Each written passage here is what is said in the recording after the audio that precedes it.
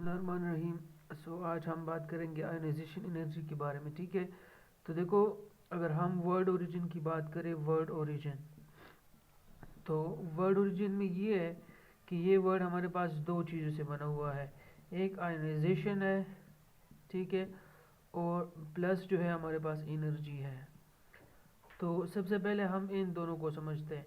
देखो, आयनाइजेशन क्या है? The process of making ions, ठीक है, उसको हम आयनाइजेशन कहते हैं। क्योंकि देखो, आयनाइज का मतलब होता है आयन बनाना, और शन जब भी है ना, उसका मतलब होता है process. So process of making ions. अब बेटा, आयंस क्या चीज़ है? अगर आपको कोई कहे कि व्हाट इज़ आयन, तो आयन की क्या डेफिनेशन है या आयन किसे कहते हैं? देखो, सबसे आसान चीज़ ये है, an atom with efficient. Efficient का मतलब होता है ज़्यादा, और डेफिशिएंट इलेक्ट्रॉन, और deficient electron,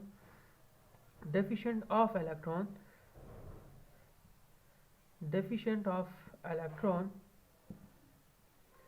is called ion। ठीक है, तो वो प्रोसेस जिसमें हम क्या बनाएंगे, जिसमें हम आयंस बनाएंगे एटम से, तो उसको हम क्या कहते हैं? आयनाइजेशन कहते हैं। सिंपल सी बात है। अब आयन किसे कहते हैं? आयन उस एटम को कहते हैं जिसमें तो या एफिशिएंसी होती है।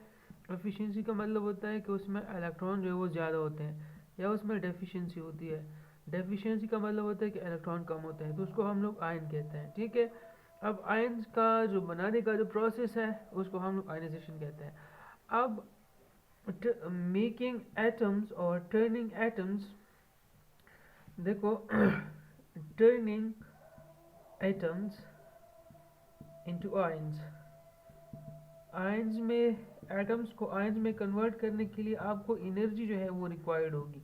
ठीक है, अब वो जो रिक्वायर्ड एनर्जी है, जो आपको एटम को आयन में कन्वर्ट करने के लिए रिक्वायर्ड होती है, वो आयनाइजेशन एनर्जी होती है। ठीक है, दोबारा सुने कि एटम को, किसी भी एटम को आयंस में कन्वर्ट करने के लिए जो एनर्जी रिक्वायर्ड है